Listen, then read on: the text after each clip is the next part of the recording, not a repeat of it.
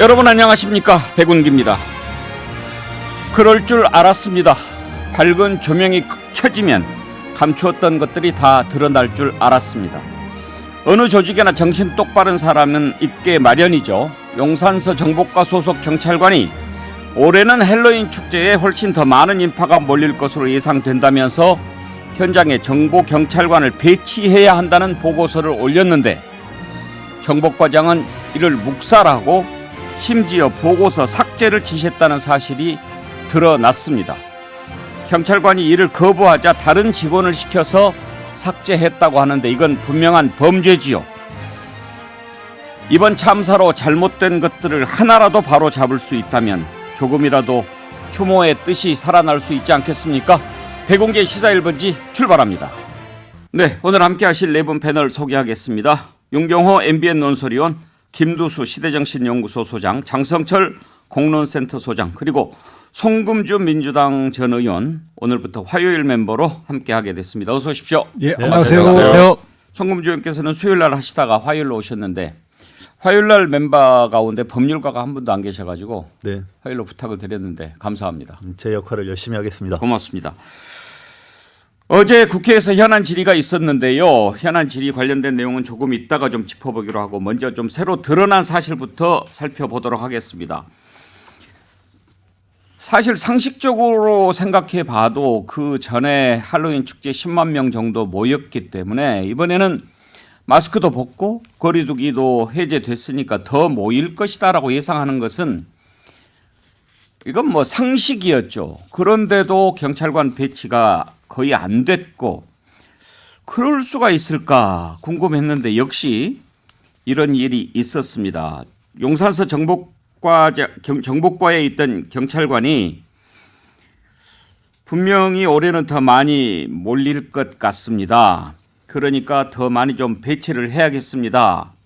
그런 보고서를 올렸는데, 정복과장이 그런 거 신경 쓰지 말고 대통령실 앞에 있는 집회, 당일 저녁 대통령실 인근까지 행진하는 대규모 집회 상황에 집중하라, 이러면서 보고를 묵살했다는 거죠. 그래서 이 경찰관이 그러면 나 혼자라도 직접 현장에 나가보겠습니다, 그랬더니 그것도 받아들이지 않았다는 거예요. 윤경호 의원, 경찰관이 지시를 따라야 되겠지만 이런 부당한 지시는 거부하는 게 옳죠. 그러니까 이제 명령 체계에 의해서 움직이는 조직, 뭐 그게 제복을 입은 사람들의 처지잖아요. 특히 경찰, 군, 뭐 소방도 비슷하겠습니다. 이런 경우에 과연 이게 명령을 따른다 안 따른다, 이거에 해당이 되는 건지 이건 진지하게 따져봐야 되는 거죠. 저는 이번 이태원 참사가 딱 한마디로 얘기하면 이 국가 운영 체계, 국가 관리 체계라는 게 작동되지 않은 상황이잖아요. 지자체와 경찰, 지자체는 용산구와 서울시, 경찰은 당연히 용산경찰서와 서울경찰청. 여기에 왜 이런 명령 체계 그리고 보고 체계, 이게 이렇게 뒤죽박죽 됐는지, 작동이 안 됐는지, 뭐에 더 우선순위를 두려고 했는 건지, 그걸 규명을 하면 이런 것들이 과연 명령 불복종인지 아니면 직무유기인지 딱 정리되지 않을까 싶습니다. 김두수 소장, 이번에 드러나는 것들을 보면 앞으로도 더 많이 나오겠습니다만, 해야 할 일은 안 하고 안 해야 할 일들을 하고, 그런 것들이 많이 보입니다. 네. 그러니까 이렇게 더 배치해야 된다라고 하는데 묵살하고 나중에 삭제 지시했단 말이에요. 네. 그것도 못하겠다라고 하니까 자리를 비운 사이에 다른 직원을 시켜서 삭제를 했다고 하고, 그리고 또 사태가 터지고 나니까 뭐 이 일이 앞으로 어떻게 진행돼서 정권을 위협할 수도 있다, 뭐 이런 보고서나 만들고, 지금 이렇게 하고 있던 것들이 다 드러나잖아요. 예, 그렇습니다. 보니까 이제 정보관이 정보 보고서를 올렸고, 이것에 대해서 지금 현재 입건이 된 사람이 이제 정보과장하고 계장하고 두 사람이 다시 입건된 걸로 봐서는 그 지휘 라인에서 이 정보관의 보고서를 삭제한 것 같은데요. 아무튼 이 과정을 보면서 당시에 용산경찰서만 한정해서 이야기하면 이 사람들의 정신이 어디가 있었는지에 대한 이제 그걸 알 수가 있는 것 같습니다.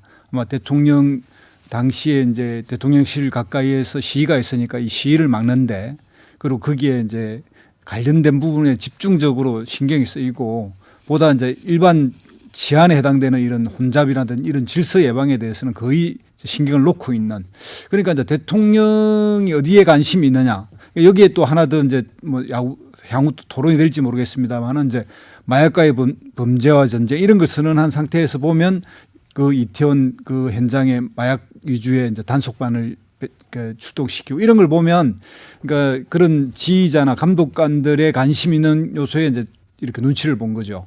그래서 이제 이런 그 전반에 보면 국가 시스템으로서 과거 문재인 정부 당시에 포항 지진이라든지 고성 산불이라든지 또 인도네시아 화산이 폭발했을 때 특별기를 보낸다든지 이런 국가 최고 책임자의 이제 관심, 안심의 이 안전에 대해서 아주 긴밀하게 생각하면 그때 즉각 조치가 나왔는데 그 시스템은 그대로 물러받은 후임 대통령에서는 이런 게 안 이루어진다는 것은 대통령의 관심이나 이런 것의 안전이나 이런 거에 대해서 소홀히 한 그 결과가 결국 관료조직 하층까지 스며들었다 이런 생각이 듭니다.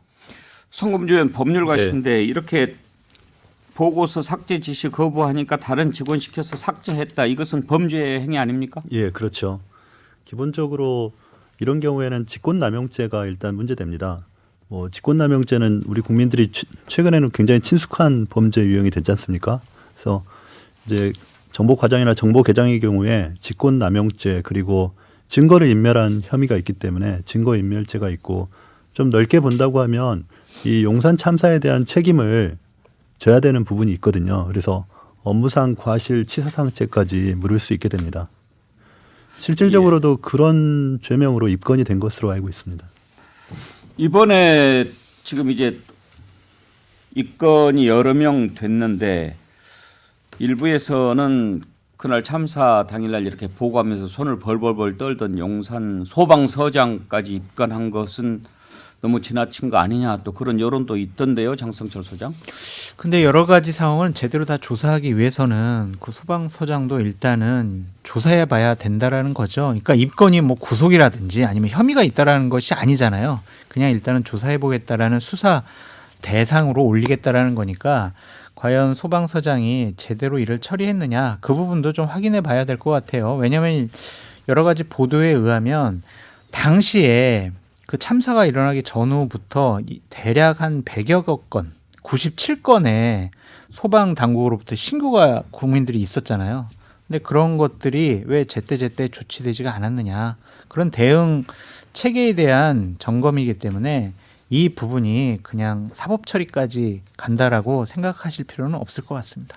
근데 장성철 소장 쭉 이제 상황을 지켜보시면서 어떤 생각이 드세요? 경찰이 이번에 보여준 행동들이 이해가 좀 안 되는 것들이 많이 있지 않습니까? 맞습니다. 왜 그랬던 것 같습니까? 그러니까 이게 처음에 용산경찰서장이 왜 저러한 판단을 했을까라는 부분에 대해서 상당히 의구심을 가질 수밖에 없는데 결국에는 용산 대통령실에 대한 시위와 집회를 막는 것에 좀 집중하지 않았느냐라고 볼 수밖에 없는 정황들이 많이 드러나고 있습니다. 앵커께서 처음 모두 발언했던 사항도 온통 경찰의 관심은 대통령에 가 있었던 것 같아요. 국민의 생명과 안전을 보호하는 것보다는 대통령과 대통령실의 안전을 좀 보호하는 데 집중되지 않았었느냐. 그것이 좀 이 참사의 기본적인 가장 기초적인 발단이 아니었을까라고 생각해 봅니다. 이 부분은 두 가지 점에서 좀 살펴봐야 될 것 같습니다. 그러니까 이제 윤석열 정부 들어서 이 관료 조직, 그러니까 공무원 조직이 세팅이 좀 굉장히 늦어졌고 또 경찰 조직도 굉장히 좀 많은 부침이 있었지 않습니까? 그 과정에서 청와대에서 용산으로 이전되면서 용산서의 업무 부담이나 업무 중요도가 이 용산 대통령실 위주로 재편이 되는 것으로 보입니다. 그리고 이 정부의 분위기 자체도 어떤 국민 안전이나 또 치안 문제가 핵심이 아니고 자꾸 이제 대통령 위주로 생각을 하다 보니까 경찰 조직이 신속하게 대응을 못한 측면이 있다고 생각합니다. 우리 장성철 소장님께서 이제 입건 문제를 얘기하셨는데 입건이 되면 피의자로 전환이 되거든요. 네. 참고인이 아니고 피의자이기 때문에 결론을 내려줘야 됩니다. 죄가 있는지 없는지 결론을 내리는 차원이 있거든요. 그러니까 강제 수사를 할 수 있는 대상이 되느냐 안 되느냐의 측면에서 차이가 있습니다. 그러니까 그런 점에서 본다면 전방위적으로 그 당시에 현장 지휘자들을 다 입건해 버리는 거는 좀 과다하다는 측면에서 국민 여론이 있을 수 있다고 저는 생각합니다. 예. 용산 소방서장을 입건한 걸 두고 이제 이런저런 여론이 있는 것은 왜 그러는지 심정적으로는 이해가 가요.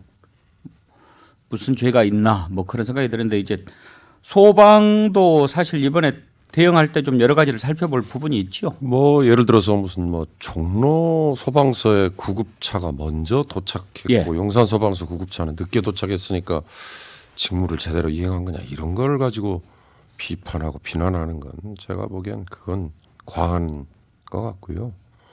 그러니까 지금 이번 사건 이제 사고를 계기로 저 스스로도 뭔가 일이 터졌을 때 119를 먼저 누르는지 112를 먼저 누르는지 우리의 그 생활 습관이라고 할까요? 아니면 이 일에 대한 그 판단의 경중?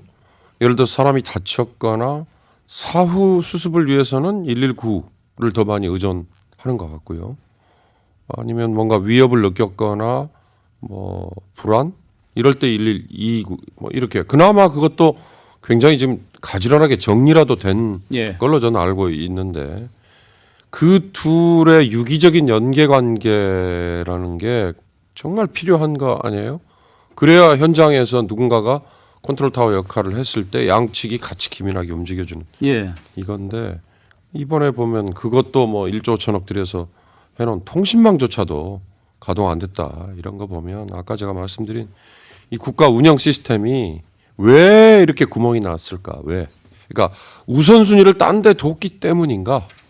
아니면 위에서부터 아래까지 정말 표현이 그렇습니다만 나사가 하나 빠져 있었던 건가?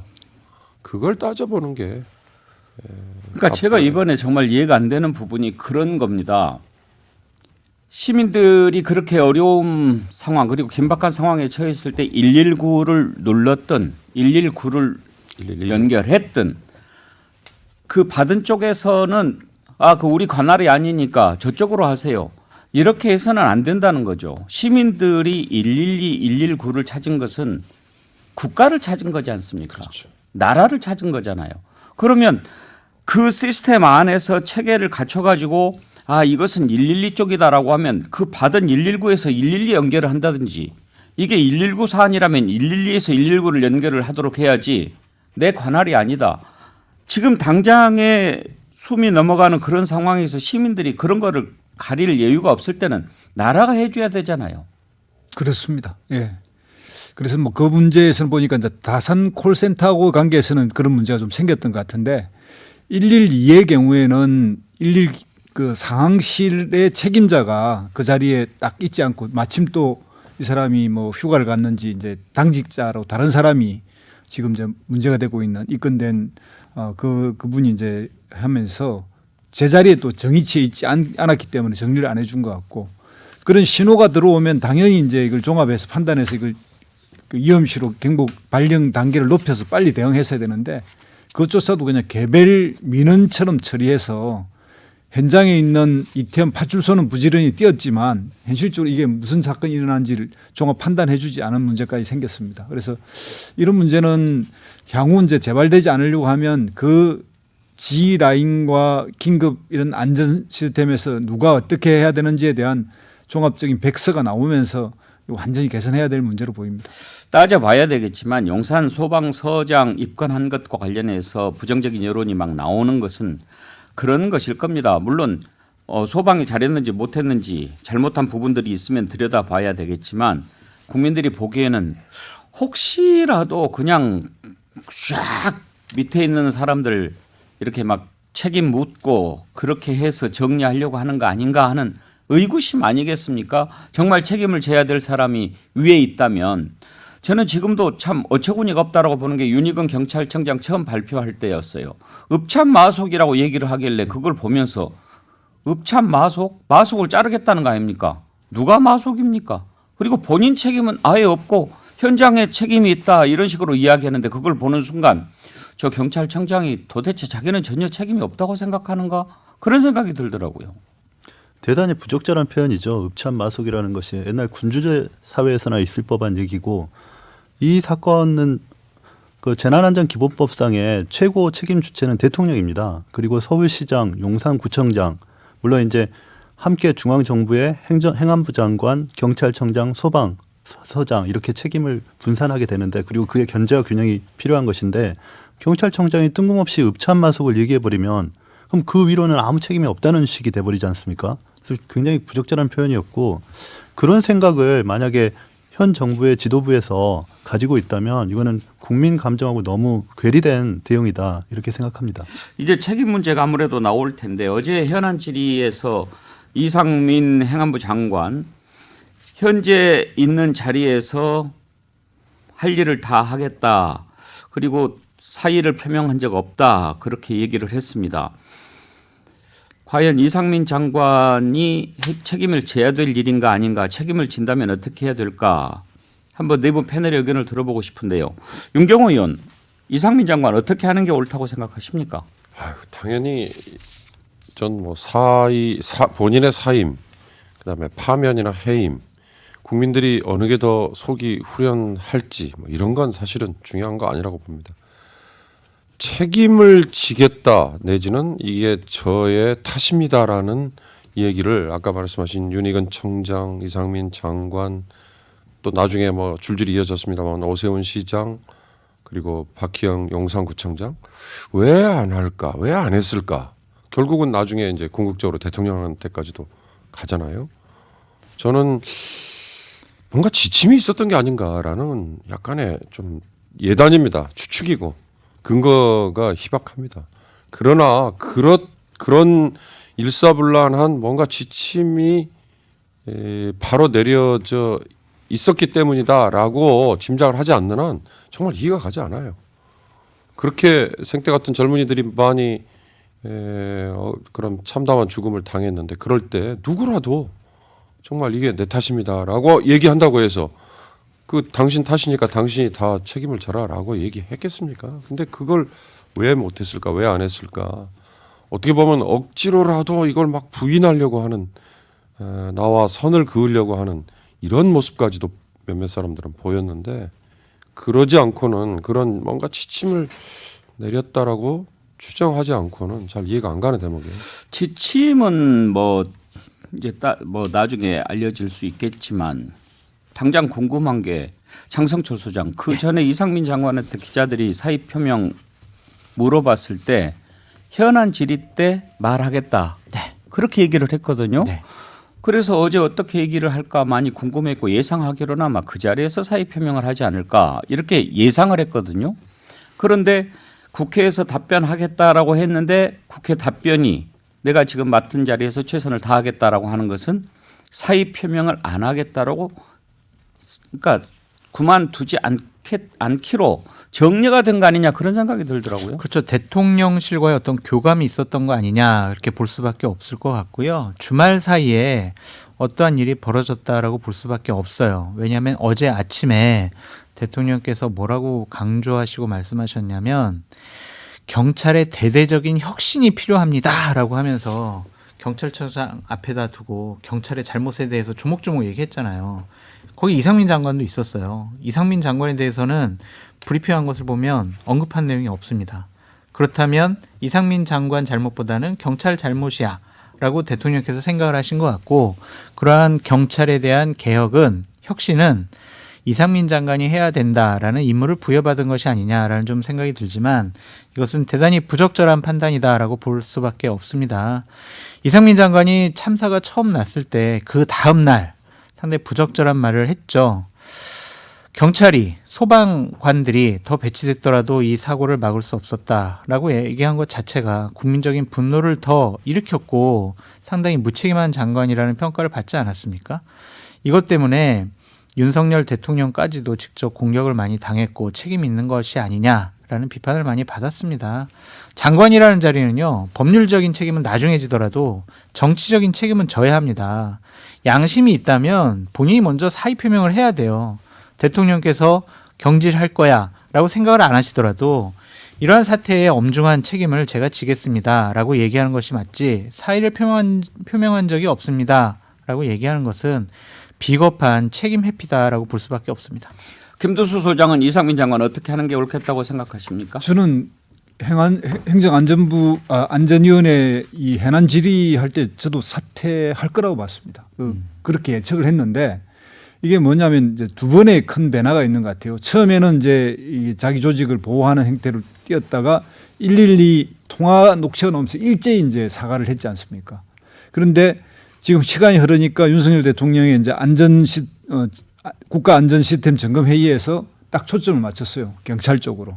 원래 이제 검찰하고 경찰이 좀 뭐 개헌지간처럼 앙숙이지 않습니까? 현재 그런 상태에서 보면 혁신의 대상은 경찰로 됐고 이러니까 이제 태도가 딱 바뀐 느낌이 들고요.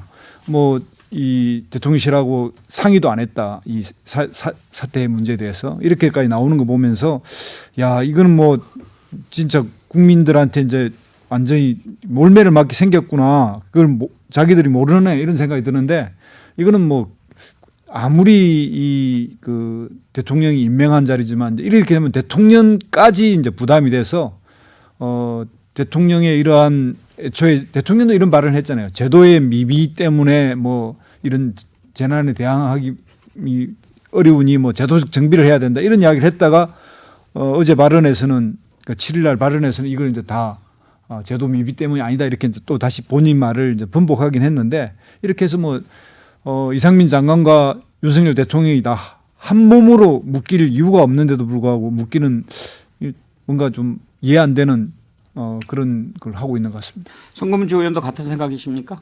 예. 뭐 고위공직자는 특히 뭐 임명직이든 선출직이든 국민하고 공감하고 또 국민의 뜻을 따르는 것이 제일 중요합니다.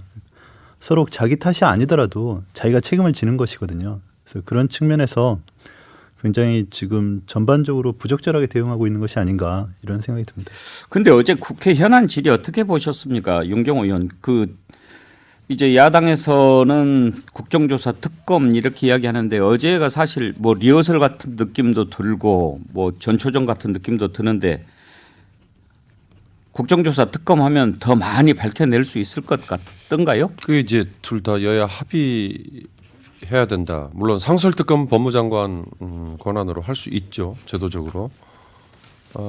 저는 국정조사라는 거는 앞으로 어떤 문제가 있었기 때문에 제도적으로 어떤 보완을 해야 된다라는 입법권을 지닌 국회에 어떻게 보면 고유 권한이기 때문에 전 국정조사까지는 불가피하다고 봅니다. 왜 국가 운영 시스템이 이렇게 작동이 안 됐는가라는 하나만 놓고 본다면 국회에서 그걸 따져보는 것 이외에는 방법이 없죠. 나머지 책임 문제는 지금 경찰의 특수수사본부, 특별수사본부 거기 아니면 뭐 상설특검 아니면 뭐 다른 형태의 특검 그건 별개 문제라고 저는 보고요. 어제 전 질의 중에 가장 뜨악했던 가장 정말 그 나올 만한 얘기인가 싶었던 것 중에 하나가요. 경찰 내에 전임 정부에서 임명된 뭐 알박기 인사 고위직들 때문에 정우택 의원이죠. 고위직들 때문에 어쩌고 저쩌고 그게 도대체 무슨 의미일까? 경찰 한화회 얘기까지 나왔죠. 그러니까요. 그렇다면 그들이 정우택 의원의 취지는 일부러 그러면 사보타지를 했다? 아니면 일부러 이 정권에 도움을 안 주는 방향으로 그 자리에 있으면서 일을 했다? 이게 도대체 무슨 의도와 취지로 그런 얘기를 했을까? 저는 그런 점에서 사실 어제 그런 얘기들은 과연 생산적인 논쟁이 맞나? 공교롭게도 용산서장 그리고 당직 상황관리관 이 총경 두 사람이 호남 출신이더라고요. 그걸 겨냥해서 한 얘기일까요? 예. 그래서 이제 한화회 얘기를 하면서 뭐 문재인 정부 때 요직에 앉혔던 사람 알박기 그런 얘기가 나왔는데 호남 출신이라고 해서 그렇게 할 거다라는 예단 참 장성철 소장 이해가 안 되죠. 창피한 발언이고요. 솔직히 좀 직설적으로 말씀드리면 정우택 의원의 발언은 좀 역겨웠어요. 무책임한 발언이었습니다. 정권을 잡은 지 정권 교체된 지 그리고 새 정부가 출범한 지 6개월이 지났어요. 그런데 아직도 전 정권 탓하고 또 호남 사람 탓하고 말이 됩니까 이게? 정말 집권여당 의원으로서 저번 또 국회 부의장 되셨잖아요. 되실 거거든요. 참 나라의 지도자가 저런 발언을 한다는 것 자체가 참 우습습니다. 근데 김두수 소장 어제 보면서 그런 생각이 좀 들었습니다. 민주당이 이제 현안 질의하는데 의원들이 이러한 궁금한 것들을 좀 이렇게 콕콕 좀 집어서 들어갔으면은 국민들이 궁금해하는 것을 아는데 도움이 많이 됐을 것 같은데 좀 미흡하다고 그럴까요? 쭉 전체적으로 이렇게 질의하는 것을 보면 크게 두 가지 딱 그 생각을 굳혀놓고 하는 것 같아요. 이거 용산 대통령실 이전 때문에 생긴 참사다. 그리고 마약 수사에 집중하느라고 벌어진 일이다. 이렇게 두 가지가 딱 이렇게 좀 먼저 정해져 있어가지고 거기에 막 맞추려고 하는 것 같은 것을 느꼈는데 어떻게 보셨어요? 네, 그 점도 하나 있는 것 같습니다. 말씀하신 대로 미리 이제 좀 예단을 하고서 거기에 이제 질문을 그쪽에 맞춰가려고 하는 그런 노력이 하나 있고요. 또 하나의 문제는 이 현안 질의에 들어가기 전에 민주당이 팀 플레이를 해야 됩니다. 자기가 집중적으로 물어야 것을 좀 해야 되는데 다들 서두가 이 사안에 대한 이야기를 다 하고 정말 좀 개별 플레이를 한다는 이런 느낌이 들고요. 그다음에 이제 또 중요한 거는 뭐냐면 이 국가 시스템이라는 게 존재하는지를 확인하고 이 국가 시스템이 제대로 작동한지에 대한 그 요소 길목을 점검해야 되는데 이제 그런 요소가 부족해 보입니다. 그러니까 문재인 정부 때는 이런 문제가 생겼을 때 예를 들면 포항 지진 때 어떻게 처리했는데 이번엔 어떻게 처리했느냐 이런 식으로 비교를 해가면서 질문해 나가면 거기에 리더십과 이것을 다루는 기본적 그 정서적 이렇게 일종의 태도 문제와 그 현장에서 작동 이런 게 다 이제 비교될 건데 이제 그런 식 비교도 없는 좀 그런 우격다짐을 한다는 거, 목소리 높인다는 거, 이런 민주당의 좀 그런 게 뭔가 결점이지 않느냐 이렇게 생각이 듭니다. 송금지원 인사청문회 때도 그렇고 이렇게 좀 민주당이 강한 야당의 모습을 보여줬으면 하고 이렇게 기대하는 국민들이 많은데 그러지 못할 때 좀 실망하잖아요. 그래서 이런 상황에서도 민주당 지지율이 그렇게 안 오른 게 아닌가 그런 생각도 들더라고요. 네, 민주당 입장에서는 굉장히 심각한 상황입니다. 최근에 여론조사 결과를 보더라도 어쨌든 이런 이태원 참사 그리고 정부 또 집권여당 대통령 행정부에 문제가 있는 것이 드러나는데도 불구하고 중도층이 민주당으로 지지를 표명하는 게 적거든요. 네, 그런 상황인데 좀 더 적극적으로 해야 되지 않나 싶습니다. 15 듣고 2부 이어가겠습니다.